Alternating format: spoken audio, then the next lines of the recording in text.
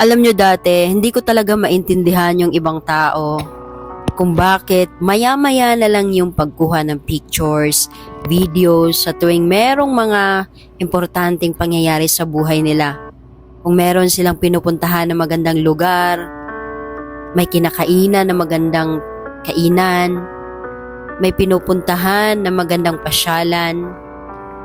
Pero dumating ako sa point na na-realize ko na kaya pala nila ginagawa yon.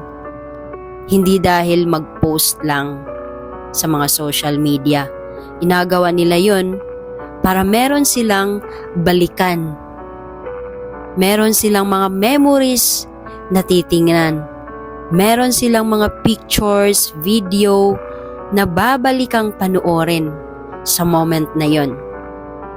Sa ganung parahan, maalala nila yung mga happy moments na pinagsamahan nila sa kanilang mga mahal sa buhay. Kaya napaka-importante pala talaga na kailangan mo rin kumuha ng videos, pictures para lang makip mo ito. Hindi lang para ipakita sa ibang tao na maganda yung mga pinapasyalan mo, kundi para na rin sa sarili mo, para sa magandang mga memories mo. Yun pala talaga ang reason. Naiintindihan ko na ngayon.